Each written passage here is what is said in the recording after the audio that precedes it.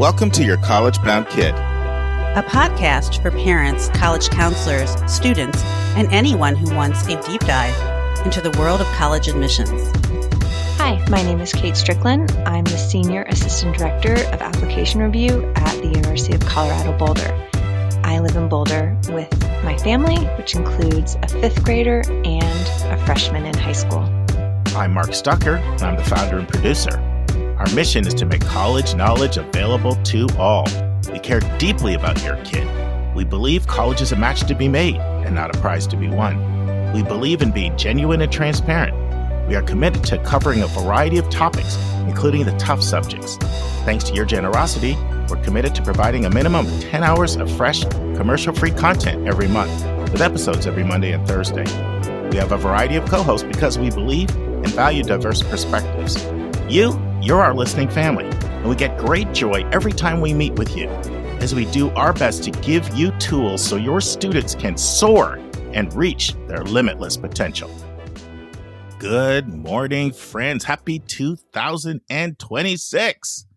You know, friends, we talk to our kids about how important resilience is, but let's model it in 2026 for our kids, because talk is cheap.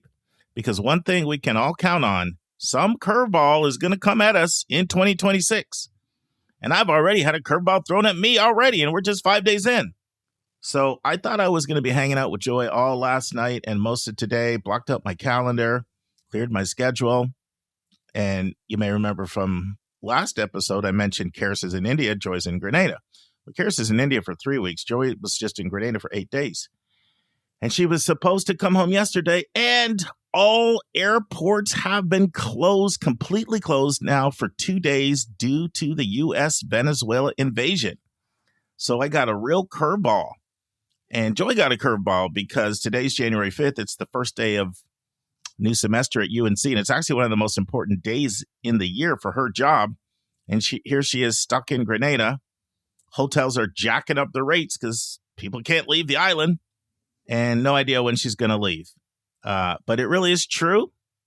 What doesn't kill you only makes us stronger. So let's be resilient in 2026 and know that tough times are tough, but in the end, they make us mentally tough. Friends, I thought I would have a sign-up sheet up by now, and I'll have that up for you next Monday. But the date and time is set for my meet and greet in South Florida. It will be Thursday, February 19th at 6 p.m., American Heritage School in Broward County. So if you want to come join us for some mingling and some question and answer, put Thursday, February 19th at 6 p.m. on your calendar and come join us. I get a real charge out of meeting our listeners. It really kind of helps me stay grounded, know what kind of content to deliver for you. So hopefully I'll get to see some of you in South Florida in 6 weeks. Now, friends, about once a week, I get an email on my personal email, mark@schoolmatchforyou.com, and that's fine. But the email starts out by saying, I sent an email to questions@yourcollegebounkid.com and I got a bounce back. Friends, that email is defunct, but it's like all over the internet because it's in show notes and other places. I'll probably continue to get these messages for years. Just know that questions@yourcollegebounkid.com is defunct. Yourcollegeboundkid@gmail does work. I'm starting to get more activity over there.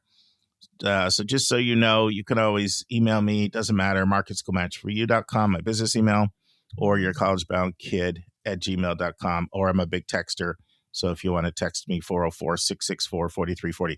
I do find episode feedback very helpful, whether it is affirming or adjusting. Helps keep me in touch with what's resonating with you out there. Friends, thanks to all of you who participated in episode 600.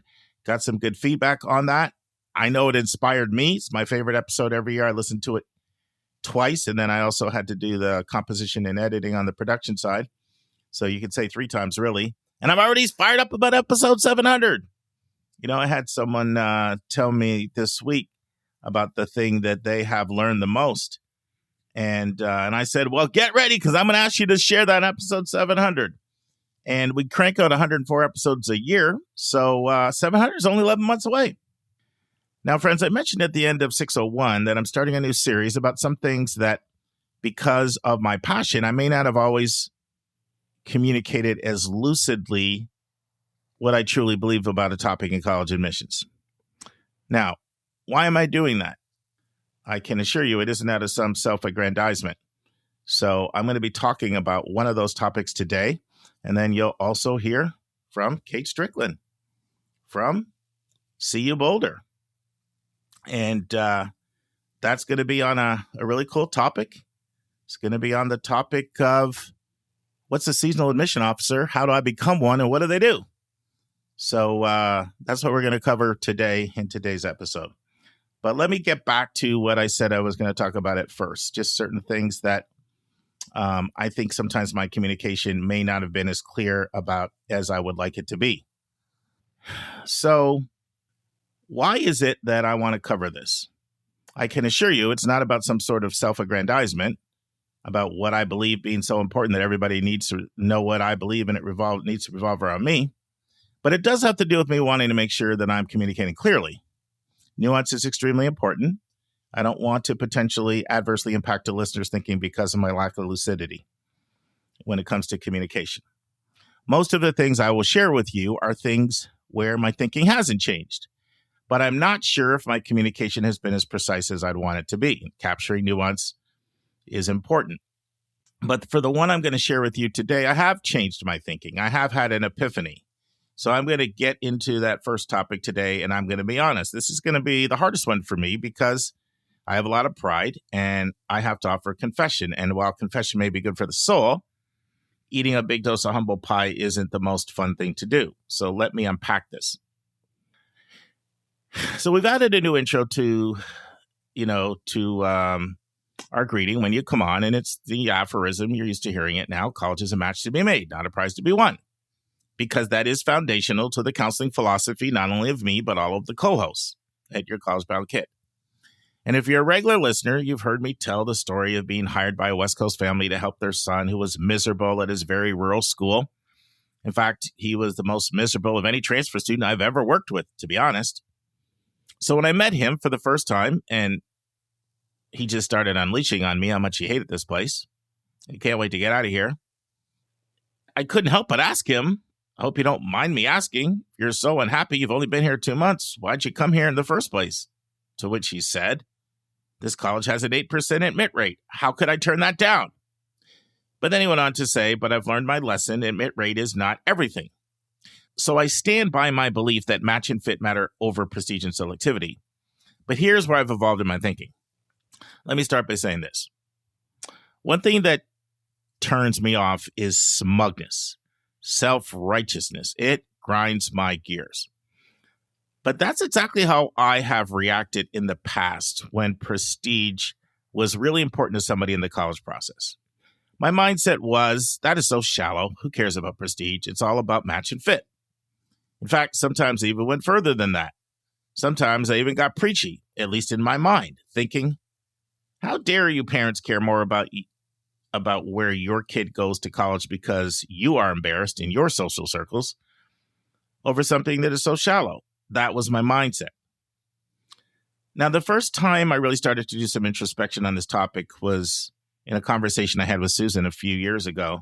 And she just made an offhand remark. She didn't even really know that it was landing with me in a really profound way. I'm pretty sure of that. But it kind of set the wheels in motion in my brain. And Susan just simply said, all of us have a little bit of snob in us. Then one day I had this thought. You know, Stuck, you say all you care about is if your kids are happy. But would you really be okay if Harrison Joy said, Dad, there's nothing more I love in life than pumping gas. So I just want to pump gas the rest of my life. The truth is, I would not be happy if I heard that. And I would try to tell my kids, there's a better future doing other things. And if they said, but I've never been happier before, the best I can see myself saying is, well, do that for a few hours on the side. Is this your side gig if that brings you happiness? But here is the bigger realization. I would be embarrassed to share that in my family or with friends. What do your kids do? Oh, they pump gas. This became a reality to me when Karis, after graduating from Davidson, went through a phase where she wanted to be a professional baker. She was considering going to culinary school, but I wasn't paying for that after paying for Davidson College. So then she took a job as a cake maker at Whole Foods to learn how to bake cakes. And while I thought this was a great part-time hustle and I supported her for that, I couldn't wrap my head around the fact that this was going to be her main livelihood after going to Davidson College. I decided to do some more research on this topic of prestige. And I'm actually currently listening to a book. I did a lot of research on what are the best books out there. And so there's this book, and I'm listening to it on Audible right now. It's called The Status Game by Will Shore. And the subtitle is On Social Position and How We Like It. Now, I don't believe everything in this book, but it does make some compelling points. The book argues that we are social beings who long to be a part of a group. And once we join that group, we don't want to be at the bottom of the rung in the social groups we join. The book argues that this motivation is often what drives us. The book argues that this is the worst of us, yes, but it's also the best of us. It argues that this drive for more stature is what drives us to accomplish a lot and to achieve greatness. Here's a quote from the book. That is why I've come to believe we make a fundamental error when we reflexively categorize our desire for status as shameful. A greater understanding of what helps drive us on our good days and bad days must surely be useful. Now, this is by Will Shore. He's a British journalist known for exploring psychology, culture, and human behavior. Now, status is complex. When it comes to college, you can value status because you believe the job market in your field values it. And for that reason, I have to value it to a certain degree. In the past, I would have said, but you control your own destiny. And I still believe that. But that doesn't mean having some status from where you graduated doesn't open some doors. It can't be naive. Now, I do not believe for 1 second that you need to have a T20 mindset. For some professions, like becoming a judge or some other roles, maybe, but not for most jobs. But I also believe there is something very important as local prestige. In many states, graduating from your state's flagship university or your local public university will help you more with networking and connections than a fancy private school that most people have never heard of, or they don't know any graduates that have graduated from that school, and there's certainly not many living in your area. In fact, even a school as prestigious as Vanderbilt, I was talking to one of my students who graduated from Vanderbilt and lives in Atlanta. We met actually for coffee. And she was so excited about her new job. I said to her, do you think, going to Vanderbilt helped you with the job? And she was like, not at all. But what did help me was she went in and she didn't just do your typical work study job of work in the dining room or work as a receptionist. But she sought out a professor in her area of interest, and she ended up working for all 4 years. And then he wrote her an amazing reference. And she said, that opened doors for me. Now, I've never said all colleges are the same. I've never believed that. But the change in me is this. All humans crave respect. And if you feel certain schools won't warrant respect in the marketplace because they don't have a modicum of prestige, at least enough to have doors closed for you, then nothing is wrong with this being a factor, even an important factor for you in the college search.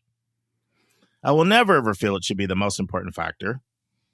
And what I find to be extremely hard as a counselor is when it's the only factor for some families. I also believe some people can be so prestige-focused that it is repelling. I once had a student I worked with. They attended an Ivy League school. And after 1 year at the Ivy League school, we did a Zoom call during the summer between the rising sophomore year, at our college. And she says to me, I've decided that I'm only going to date guys who went to the Ivy League. I'll be totally honest. I wanted to puke. So I'm not saying being an elitist snob is all good and anything goes. But what I am saying is we all have to do some deep soul searching about how much prestige matters. And many of the times when we do this soul searching, we will discover that it does matter more to us than we want to admit. I mean, how many people in this world would be doctors if the world saw them as a janitor? They got to have doctors' pay. They got to have the same job description as a doctor, but they were actually seen as a janitor when people saw them. How many people would put in the work to become a college professor if the world thought they were a daycare worker? They got to do the job description. They got the pay. But when people saw them, they saw a daycare worker. Will Shore is arguing in the book I'm listening to, the drive to accomplish something great or to be someone great is what drives us. And that's a good thing, not a bad thing. Now, our regular listeners may remember I did a 26-day visit to California where I visited 20 colleges, drove 2,000 miles in September and October of 2024. When I was on this trip, I got a text from my mom in Connecticut, and she said, "Can we talk?" And I was like, "Sure." And then she said, "I put on the questionnaire you had me complete," and this is a mom of a client, "that prestige didn't matter to me. I told you things that what mattered to me was closeness to home. What mattered to me was that the class size was small and that the school was small. And what mattered to me was safety. And I listed other things that I said were important. But then when you shared the list of colleges for my son, I was wondering, why is it that I don't like this list? And I've come to the conclusion that prestige does matter to me. And I had no idea. What I'm saying is just being honest with yourself about how prestige matters is important. And when I did some soul searching, I came to the conclusion that while it's not the most important thing, it is also not irrelevant either. And that some modicum of prestige actually does matter to me. And I've also come to the realization that that's okay. Now, I like to believe that if the job world and employers like the college, even if the public is underwhelmed by the college, that's going to be attractive. Because at the end of the day, the goal is having a good experience and getting a good job or getting into graduate school, professional school, or whatever. But then again, not everyone has to agree with me on this and think this way. Now, over the next few weeks, I'll have quite a few more topics of self-reflection like this. But let's transition to a conversation I had with Kate Stricklan about the role of seasonal admission officers at CU Boulder. And now this week's interview with a special guest.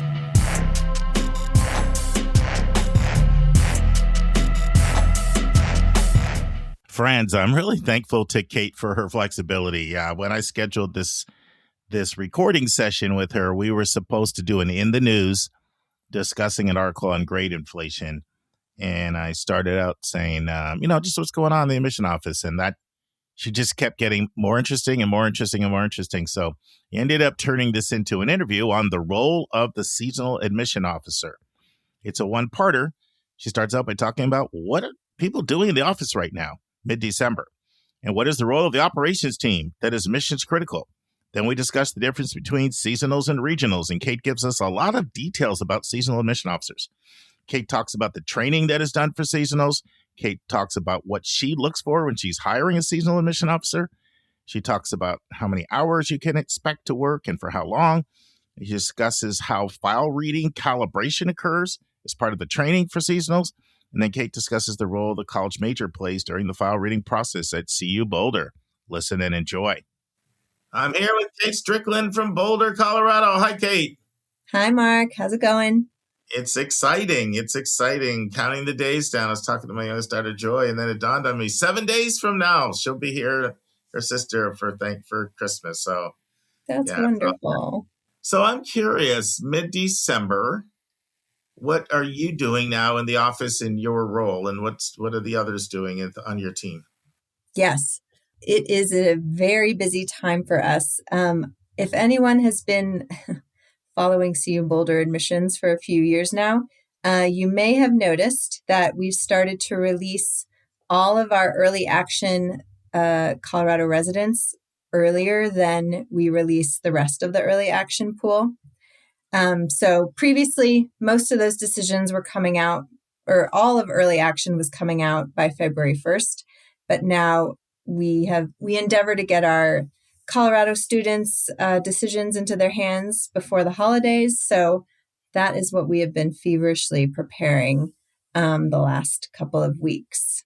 I have to admit, before I got into admissions, I just thought of admissions folks as tweed jacket wearing, sitting in an ivy adorned office and reading applications. But there's a huge team, just as big, if not bigger, than kind of the front-facing recruitment side that is indispensable to our admissions goals. So we have a small army of folks who have been working on making sure all of the decisions are quality checked. Beyond what I do, more qualitative checks, but they're checking like all of the logistics are lining up. Folks are loading up all of the decision letters accurately and appropriately.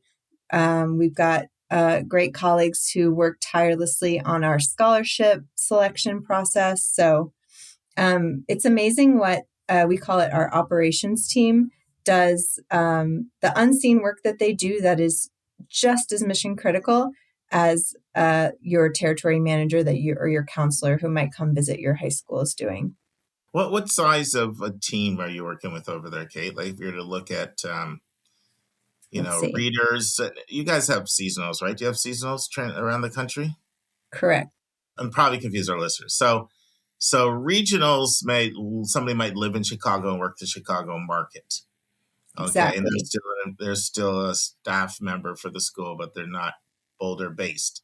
And then seasonals are like part-time readers that may read 20 to 25 hours a week. Depends on the school.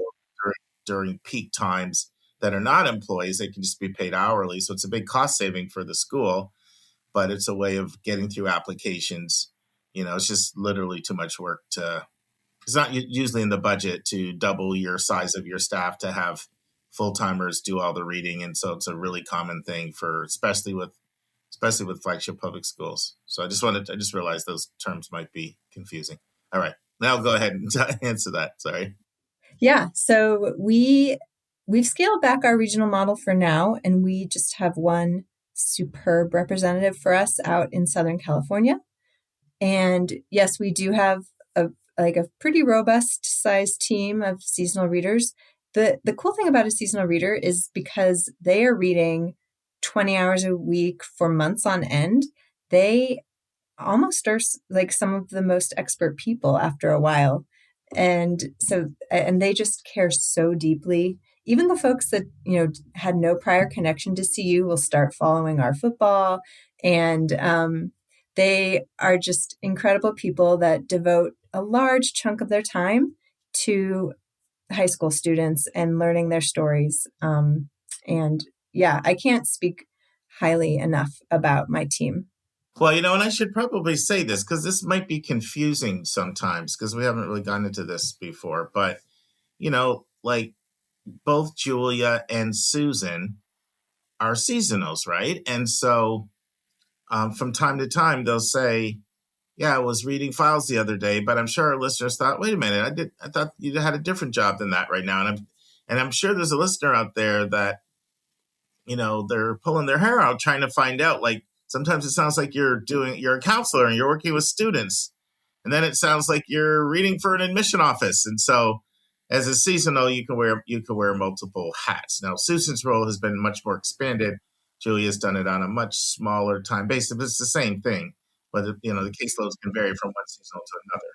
Yeah. And I will say that at CU, we actually have a rule where we don't hire high school counselors or independent consultants. That's just part of our hiring rules. But it is quite common. And it's just, I think at institutions that do have them, obviously they provide an incredible perspective to reading. And it's pretty easy to kind of lock access to their own students.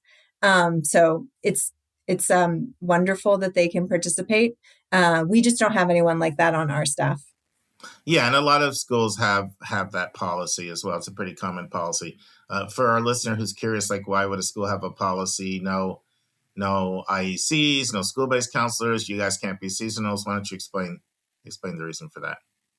I think that there's just potential for, in our view, too much of a conflict of interest, or gaining a little bit too much inside knowledge. But yeah, I know that the schools that have Susan and Julia reading for them are lucky to have them. And you also would have policies for seasonal hiring around, a lot of schools at least have policies around hiring. Like you can't even have somebody in high school. Correct. That's right. Some of that as well. Some guidelines on that. Yeah, go ahead. Yeah, we won't hire anyone who has an 11th or 12th grader. Mm-hmm. Yeah, that's just how it is for us. But yeah. You know what? I'm just bouncing around. Kate's like, this is not what you told me you're going to talk about, but as they say, curious minds want to know. So Yeah, here we are. I just had a thought because I know our listeners now have been doing this 600 episodes. And I know our listeners are absolutely the kind of listeners that would love to be a seasonal. They would do it for free. So for the listener out there that's like, how do I become a seasonal? And quite honestly, it really is a good way to understand file reading. You know, if you want to understand admissions more, you know, it's a great step in that direction. But to talk about sort of where that's advertised, what you kind of look for, I think that would be of interest to our listeners. Yeah, that's a great question. I think if you set up a search on any kind of major hiring platform where you maybe include words like seasonal, temp, college admissions, application reader, you might get sent a few things that are like, did you mean nursing admissions into a hospital? But there's so many universities that have a seasonal model these days that you're going to get a lot of results. They tend to run, like, the hiring for them starts midsummer through October is kind of where you need to be looking out for those jobs as they become available. Or if you have a particular university that you really want to read for, go in and create a job search agent for that university with kind of seasonal or temporary and applications, and then click College of Admissions or Enrollment Management, and you'll be able to be clued into those. Some universities will only hire alums or current grad students because I guess they just want the loyalty or the buy-in. But we've had incredible results with folks across the country who come back year after year. I will say that, I think as the gig economy proliferates, these jobs do become more competitive. So having some sort of higher ed or K through 12 or admissions background might distinguish you from the pack. But honestly, anyone who's bright and has attention to detail and has the time and inclination to do this would be a great candidate. Yeah, and you'll find that, the larger public schools are usually the ones that hire the most seasonals. Now, that model's being used by smaller schools too, but I find that when they do it, they're sometimes you can count them on one hand, the number that Right. they have. And also what I find for like the smaller schools that are doing them is they do, at least the ones I've talked to, especially the privates, they tend to look for some more of a connection to the school, or sometimes they even look for past admissions experience. Like they tend to look for people that have retired, and they still want to stay engaged. So going for those smaller schools can be very competitive. If they want you to have had admissions experience or former admissions experience, but now you're retired and you still want to keep your mind sharp. But like I've mentioned this before on the podcast, but it's been years. Like there are several schools in the UC network that hire more than 200. Oh, yes. Yes, like more than 200.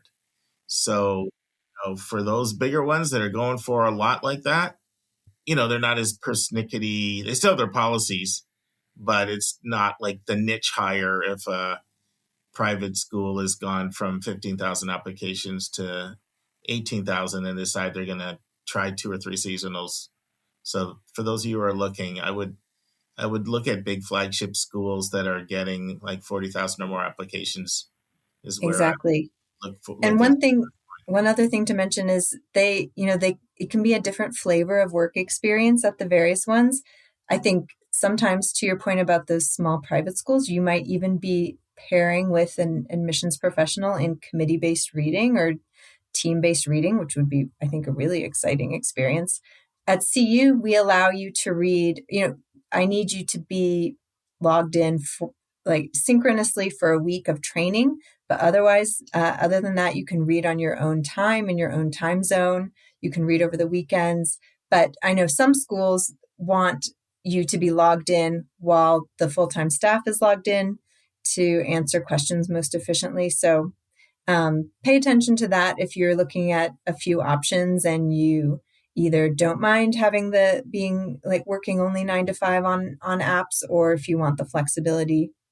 Colleges offer a variety of experiences for seasonal readers, but I think overall we love them, and my team seems to be having a pretty good time year after year, so we appreciate it. What kind of training do you provide, Kate, for them? We do a week of kind of background information on CU Boulder and its academic profile, academic programs. We do some bias training, and we do a deep dive into Slate, which is the CRM that we use to read apps. And then, of course, we comb through with a fine-tooth comb everything that goes into reader guidelines, admissions criteria. And then we tend to bring in, I like to have a few special guests from engineering and business to talk about their selective programs.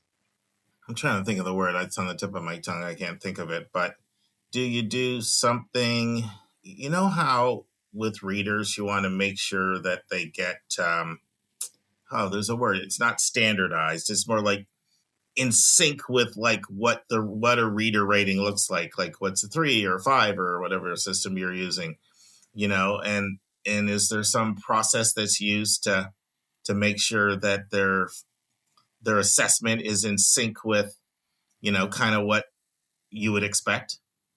Yeah. So we have pretty in-depth guidelines of like, these are the different rigor categories, and this is what you would expect to see in a candidate who hits, various rigor the various options of our rigor ratings. Of course, always in the context of what the school can provide.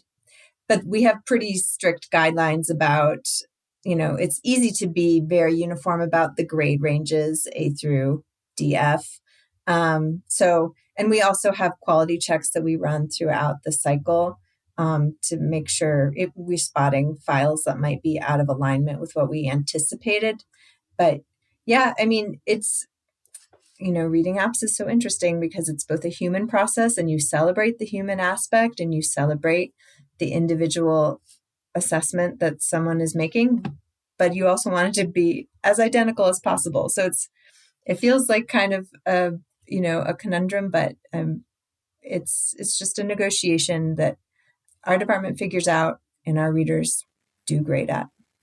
Now, in your role, do you have some role with the seasonals, oversight, or are you? Yeah, it's my team. So yeah, I hire, train, keep them going throughout the year. I'm really the only person that engages with them. So I'm answering all their questions that come in. I'm reading all of their referred files if they want a second look. So yeah, it's for 3 months of the year, like they're my colleagues. And then sadly they go away for a little bit, but then I get to see them again. I saw the affection with which you described them, and how they just be, they really become almost like feel almost like coworkers as some of them. Exactly. Completely. Yeah. It's so weird to me because most other folks in my office don't really interact with them, but to me, they're top of mind. Sure. And what would you say to someone who's thinking, that sounds really neat, I think I'd like it a lot? Like, what would you say are the things that people don't like that have tried it and they say, oh, this just wasn't for me, I won't be doing it again? What would for sure? I think there's a lot of, you have to be able to be comfortable with unpredictability. Mm-hmm. So, so sometimes a directive will come down to me that changes a little bit how we need to read, or, oh, just kidding, we have this new batch of files to interact with in this way that we weren't expecting. So you have to be cool with rolling with, the ebbs and flows of an admission cycle. Also, you have, I state this up front as much as I can, but the EA reading load is far more taxing than the RD. So you have to be kind of comfortable with that, like all of your work coming in the front end. And I do caution folks that have full-time jobs. Some of my most amazing readers have full-time jobs. They're like magical. I don't know how they do it all. But, I say in my job posting, like I might ask you to read over 30 hours a week. So if that's too much for, a side gig, I totally get that. But I do expect without much exception that people hit my target week after week. So And the just target is factor that in, like the target is the apps that you expect them to read and to rate. exactly, like you need to hit that number because I'm calculating it based on we're all in it together. Sure. And if a couple people don't make it, it does impact my numbers. Yeah. By the way, I don't know if I showed it, but it was driving me crazy that I couldn't remember that name. I was trying to remember, 5 minutes ago, but it popped in my head. So the word I was trying to remember was calibrate. That was the word Yes. I was trying to remember. So, if somebody is not calibrating right in terms of they're consistently rating everybody too high, there's a system in place where you can catch that and provide some additional training because that surfaces. Or if somebody's the really tough grader, like the history teacher that doesn't give A's, that also surfaces, and you can address that with additional training, correct? Exactly. Yep. We're always on the lookout for those instances.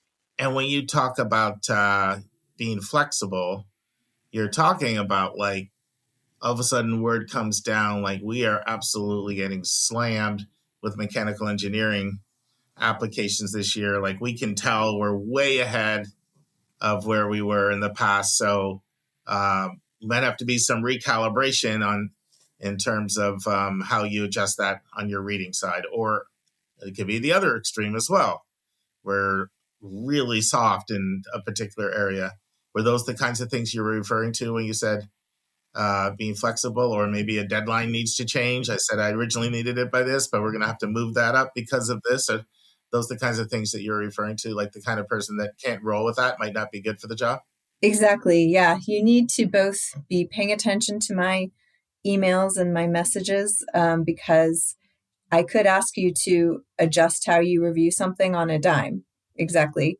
Or a new task comes out to us that, let's do some checks on our deferred population, which historically has been my team doing that. But it's not something that like I sort of train for it mid-cycle. So you need to be like, okay, we've moved into RD, I'm reading and I'm doing this additional task.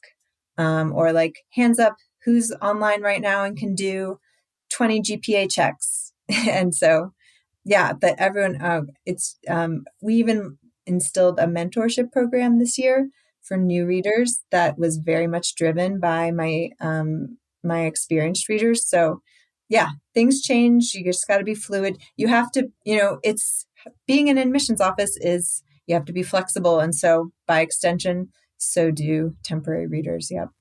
Yeah. What would be an example, Kate, of how the calibration has changed from before CU was getting the level of applications, to the level of applications you've been getting in the last few years?